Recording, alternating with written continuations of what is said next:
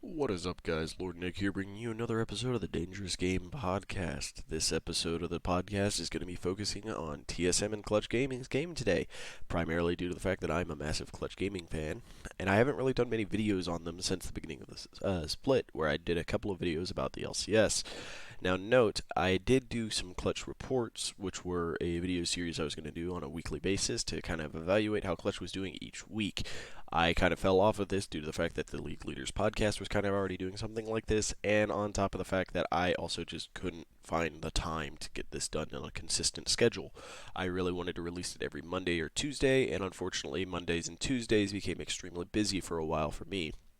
Note, they're not busy anymore, and I could probably do it now, but it was just much more difficult earlier on in the split, and so it became a moment where I was just like, you know what, I'll just kind of step back from that. I'll continue to do the podcast, and we'll just do that. Today, though, I wanted to do that special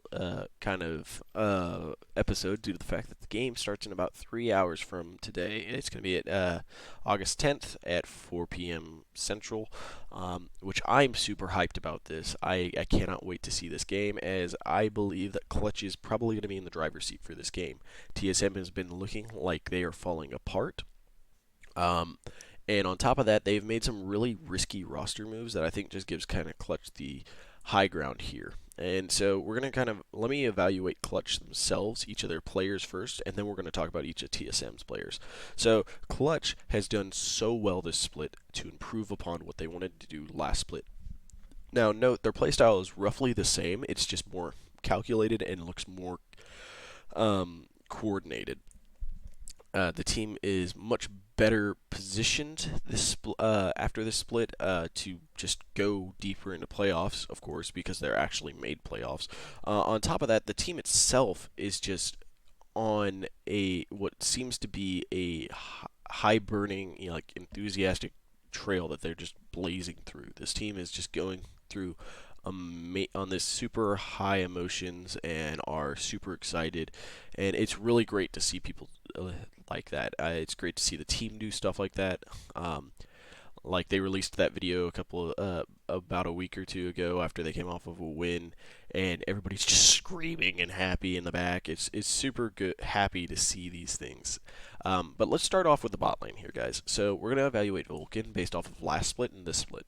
So last split, Vulcan was extremely aggressive, and he was one of the few highlights to Clutch Gaming's performances. He was very consistent, very aggressive, and very much seemed like a LCS support who could potentially be arguably number 4 at the time. Note, there were some things that made him look really bad that in some games made him look really good. He was extremely aggressive and knew how to go in and when to go in. The problem is he didn't always stop to think of should he go in. Now, he knew how to enter a fight and he knew how to prevent himself from dying immediately in that fight. But the problem is that he'd go in and then his team wouldn't follow up. So even though he wouldn't die immediately, there'd be no follow up to help him out, and he'd then die a little bit after that. The split has seemed to been that has been tempered a little bit. He's become more refined, and he knows now. The should has been added on into his vocabulary as, should I go in here? Should I not? Now, occasionally he does make some plays where he just dives in, and it's like, oh, why'd you do that, Vulcan? And then he dies. Which I get what he's trying to do. They're playing a very chaotic, very aggressive style in Clutch Gaming now, so he's trying to seek out those plays, try to make those plays, and his team has been better at following it up. But sometimes he does misread the situation of when the team wants to go and when they don't. On top of that, Cody Sun has brought a new element to the bot lane that I think just helps him out more. One, he's a very vocal individual in comparison to Piglet, who is very much, I'm not going to tell you what's wrong, I'm just going to let you know something's wrong type player. Cody Sun in the past has been a guy who's overly vocal about his dislikes or anything that he has issues with his laning partner. That's part of the reasons that 100 Thieves had quoted why they were removing him from the main roster. And then, he gets removed from there, he gets put into Academy, and I think that really kind of just sparks this, oh, I want to make it back to the LCS. I know I'm an LCS quality ADC. I know I'm one of the best ADCs in North America, and I need to prove it. Well, happy to announce that he also made it to the third all-pro team for what is it? Whatever it is later this year. I don't remember the names of the tournaments anymore because All Stars is not actually the All Stars tournament from what I remember. I believe it's the fan voted one. Anyhow, but he's there, and that was super awesome to see. Anyhow, his performance has been extremely good in comparison to the previous ADC's performance. I'm not going to go too in depth on that, as I don't want to infuriate any remaining Piglet fans that there are, but you cannot say that Cody Sun is not doing better this split than Piglet did last split. So, on other news with the bot lane there, what have they done that really cemented them as a better bot lane? And one of the things that they've done is they are not afraid to take more aggressive picks that allow for them to uh, just kind of take over the lane. And even if they don't take over the lane, he's not falling behind too far in CS. And then they rotate, even when they're behind, to make sure that they can make plays elsewhere in the river, in the jungle, and force pressure with Lyra. The team is working very well together, and the bot lane is working well together. So it's just a roaming unit of two-man destruction, which just allows them to help coordinate these super chaotic, super just mind-boggling team fights that the team has been able to implement the past handful of weeks at least, if not the entire split. Now, if we're looking at mid lane, Damonte has cemented himself as a much better mid than he had initially been ranked this split. Note, every time they brought up who's the best mids and yada yada yada, he's been ranked number 10, which pissed me off in many, many ways, as there were so many people that I felt were doing worse than him. The notorious POB just did not seem very good at all. Like last split, he was the factor that made them good, had helped make FlyQuest good, but I didn't ever feel like he was that much better than Damonte. And then on top of that, there was at least a few other players who I was just like, yes, they're good, but I don't see them being better. For instance, Bjergsen is the best, still probably the best talent in mid lane. Problem is that this split, he definitely was starting to show the fact that he was not up to par. And I think Damonte is not too far behind him now in terms of being able to at least hold his own in that lane.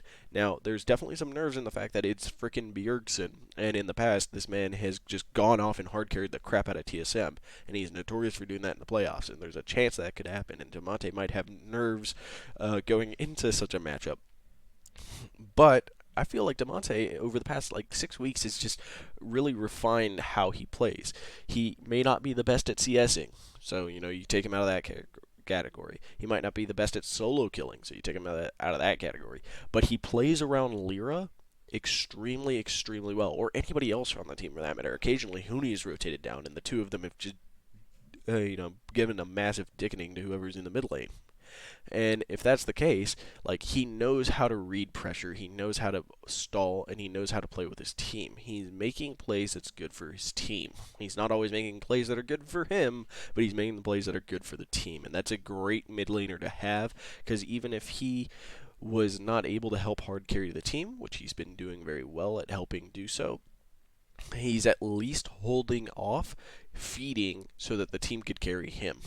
That is an exceptionally good mid laner right there, who's not trying to make everybody ride on his back, but knowing when he needs to ride on theirs. So props to him for figuring out that that's something he can do, and that's something that allows him to be considered a much better mid laner in my mind, at least. Now note, Lyra has been on fire this split. I am seeing Lyra from like Team Dragon Knights coming back. He's doing exceptionally well. I think he's easily in the top 3 junglers this split. And big part of the reason is he went back to the style of tracking the enemy jungler like nobody's business. This was something when Lyra moved to North America that he was known as an exceptional tracker of the enemy jungle. He knew how to counter jungle, he knew how to follow them, he knew where they were to either counter gank them or avoid them and dominate somewhere else on the map. And on top of that, he was able to use to go in and steal their farm, and now because his 2-lane kill unit in the bot is able to rotate up, he can invade on the bottom side of the jungle and force people to back off, which then forces the enemy bot, who's either pushing super hard usually or getting pushed in, to decide if they're going to be coming over to assist. In both of those situations, it's not always good for that bot lane to do it. One, if they give up the pressure, that means that Codison and Vulcan get to come back in and make that pressure minimized completely.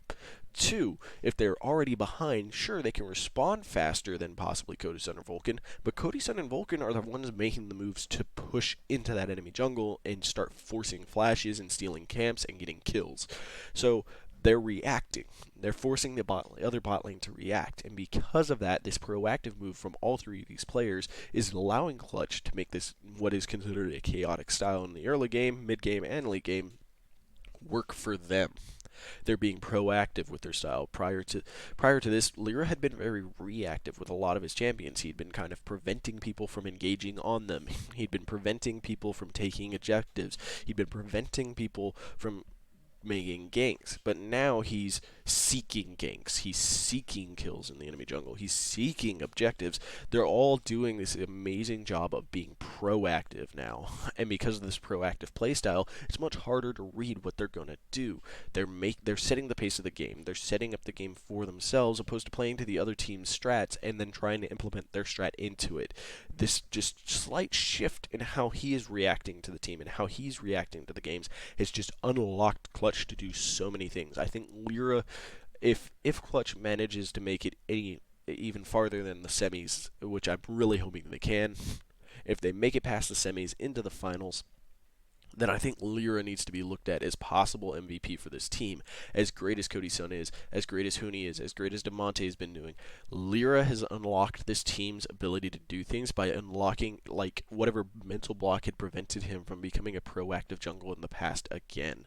He's working synergistically with everybody on the team. He's reading map movements amazingly. He's putting down pressure. He's putting down a crap ton of wards and controlling a lot of vision. I've looked at his vision score. His vision score is freaking nuts. At like 25 minutes, he has a 72 vision score. This man is just dominating in, no, you can't see shit. You can't see nothing. This is my jungle. Doesn't matter who you are. I rule these jungles. Like, he's doing an amazing job of just limiting the abilities of other teams to respond to this over-aggressive and reactive and proactive play style of his team. Now, finally, that brings us to one last amazing piece, which is Huni. Now, when Huni is going off, Huni is dominating the game. But note, Huni is also still somewhat struggling a little bit in the top lane, which is a little sad to see. In certain 1v1 matchups, he's not doing as well, but in many of them, he's actually still performing very, very well. I feel like Huni is finally just kind of going back into form. He's not 100% yet, but he's very, very close to getting there. I'd say he's probably at about 85%. And the biggest reason I'm saying that there's still some drawback to how Huni's been playing is that he has been seeking these aggressive plays but not finding them all the time. And occasionally he overextends still, and he does get solo killed occasionally in the top lane. So there are some points where he needs to work on it, and I mean, Demonte still has these points too. So, I mean, really, it's a minor downside, but Huni himself has really stepped up to being able to play back again on these very aggressive carry tops. On top of that, he's positioning much better in these fights to be able to be a flanking force in almost every one of these fights. His Rumble flanks, his Akali flanks, his Cassiopeia flanks. He's always coming in from from the side, from behind, and not giving a crap about who's there to stop him. And just going ham on their team to prevent them from being able to do anything. And then the rest of his team just goes in as a unified unit and just pushes through and demolishes whoever they're against. So all in all, Huni is pulling pressure behind the enemy team and splitting their focus, which allows his team to just go in and decisively take over the fight, which is just a very amazing playstyle to watch. It's very fun to watch, and I love the fact that Huni is this, kind of scalpel in the back as his team comes in with the brunt force of a freaking sledgehammer to just break the kneecaps of whoever they're against. So I know I didn't really talk too much about Huni there, but there really isn't much more to talk about Huni. Unfortunately, he's a top lane, and in top lane we are seeing a lot more of, go play on your island again, like it had been in the past, and it's back to pretty much again. So let's look into TSM now, because this is the one that I think a lot of people are really wondering how they're going to perform, more so than how Clutch is going to perform. It's pretty obvious how Clutch is going to play. It's not obvious how TSM is going to play, and for a number of reasons. One, they changed their backup slots to treats and tactical, which means that they are planning on probably swapping those two in as treats. If you don't know, Swedish, and he counts as an import. So that means that he and Sven can't be in the same game in case they want to keep Broken Blade in, and they don't have a sub for Broken Blade, which means they have to swap in treats and tactical if they want treats in the game. Note, if they just want tactical in the game, they could just swap him in. Don't know why they would just swap him in. I feel like Sven is still probably better in that case with Smoothie, as he's practiced with Smoothie, and Tactical is better with Treats as he's practiced with Treats. So all in all, I don't know why you would switch there. But then we're looking at the fact that they also have taken out both Acadian and Grig as their primary starter for the jungle, and decided to move up their academy jungler, which is just nuts to me. As I don't remember his name, but he's played 2 games so far in the LCS. Both of them seemed okay, but he's still a relative newcomer to the LCS scene, and you're hedging all your bets on this jungler outperforming two veteran, one of which is definitely a veteran jungler, and the other one who has proven himself to be a consistent jungler for TSM. And one of the reasons is that Grig has had a lot of communication and attitude issues with the team, and then you have Acadian, who's just having consistency problems recently. And so I get it, you want both of them to be motivated to work better in the later split. I mean, later in the like semifinals if you make it there, but you're now putting all of your eggs in the basket that this new coming jungler is going to outperform the two of them and not have nerves of steel. He's had 2 LCS games prior to this, and now you're playing him in the playoffs. Like, that to me is just absurd in terms of like who would plan to do this. Anyhow, on top of that, Sven and Smoothie have been looking exceptionally weaker than they should be. Like, this is a team who prided themselves on being basically a super team. Sven and Mithy definitely looked like they were going to be the third or second best in their roles when they got announced. And in the last split, they looked very good. This split, they are definitely the weakness of TSM. This is their like Achilles heel here, is that the consistency of these two players is super low. Sven is getting caught and dying and costing games a lot. Smoothie, on the other hand, is over engaging and dying and costing games also a lot. Like, yes, they ended up with a positive record of what, like 10-8 or something like that, but they still are struggling to look nearly as dominative as this team should be on paper, and their bot lane is a big proportion of it. And so I guess, yes, it makes sense. You want to play treats and tactical as a backup in case those two start failing really hard. But why put it all on the line with the new coming jungler? And the only thing that really comes to mind for me is that that's another person they can be comfortable with, right? They've played with this jungle before. He's played with them before. That gives him more reason to go help them out more. And you're just thinking that Broken Blade and Bjergsen will hold their lanes as is. Bjergsen, I definitely see dominating his lanes. Broken Blade found his success winning his lane through jungler interference. The jungle running a 2-man gank on the top lane really allowed for that to happen. Note, I do imagine we're either going to see bans or a Mordekaiser pick coming out, and I imagine Huni would be the person picking Mordekaiser just to make this a no, you and me are fighting, not you, me, and him are fighting type moments, and I could definitely see that being a really funny moment. Anyhow, I don't think Broken Blade mechanically is that much better than Huni in the top lane, if at all. And that being the case, I think Huni has experience on him, and this is a high high nerve situation.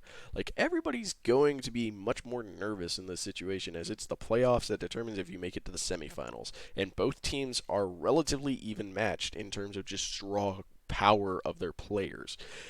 The difference is that TSM is falling apart at the seams. They've been falling apart at the seams. The past handful of weeks, they just don't look as good. The games they win are like eking out wins. It's not even that they're dominating the game. It's not even that they're playing as the better team. It's that they make a play that turns the game around and they manage to stave off losing to barely win the game. Like, it's not looking good in that regard, as to the fact that Clutch hasn't really played them in the past couple of weeks. And so with Clutch coming in with their super aggressive, super chaotic playstyle, TSM is a much more methodical, slow playing team. And if they get beat up in the early game too much, I don't see TSM making this miraculous, we're going to stave off losing win again. As Clutch, when they get in the lead, haven't been throwing their leads. They don't throw their leads very much. They are very good at, okay, we're closing out now. Like, they're kind of slow to do it, but they don't throw it. Like, they make sure not to make the mistakes that would throw it. They are pressuring constantly, and they win it out. So, I think that in these matchups, it's going to go 3-1 Clutch Gaming. I'm giving TSM a win because I think when they switch in treats and tacticals, it's going to give them an immediate shock factor that might allow them to win a game. But I feel like straight up, Clutch is just a stronger team and can adapt better than TSM is going to be able to. TSM is much more rocky looking this split. So if that's the case, you know, Clutch, who has been able to adapt to a lot of different things, I think are going to be able to adapt to them and just push through and win this series of games. Um, and yes, I'm very much biased in this, in assuming that I think Clutch is going to win. But just looking at the appearances of each of these players, I could give. I'm not talking about Bjergsen due to the fact that it's Bjergsen. There's no need to talk about Bjergsen. Everybody knows who he is. Everybody knows he's a freaking god. And yes, he's underperforming a little bit, but like he's still Bjergsen. He has that potential that as soon as you hit playoffs, he's going to hard carry the crap out of TSM into the finals. Like that's happened in the past. It happens a lot. Like there's always that chance that that could happen. And Damonte is definitely a point that Bjergsen could abuse to do that. But the reason I had mentioned the fact that Damonte has been playing a little bit farther back, a little bit safer, is what means that I think Bjergsen's going to find it harder to hard carry his team now. Because if Damonte is not giving him opportunities to just kill him all the time, yeah, sure, you're going to get a farm lead, but if he can't make more than just a ridiculous, like a substantial farm lead on his opponent, if he can't get a ton of kills, then they're going to be in trouble because you're going to have the bot lane winning, you're going to have Huni winning, and you're going to have Lyra kind of forcing out this rookie jungler from being able to play his game. So Bjergsen's not going to be able to do anything really. He can start, if he plays a roaming pick, sure, he could start helping out the team and trying to find that pressure for his jungle again. But I think that there's too many factors against them playing a rookie jungler into the playoffs against somebody like Lyra. It just seems real risky and definitely not worth it. You're playing at that point. You're really hoping that Broken Blade can 1v1 Huni, who's been getting better and almost back to the form where Huni was a dominative monster that nobody could beat in the top lane. You have Damonte, who's playing a style that's risk averse and prevents himself from dying a lot, which means that Bjergsen's going to find a very hard time dominating that lane, other than in CS, which Damonte's fine playing slightly behind in CS because he goes into the team fights and claims kills or assists that gives him that gold differential there.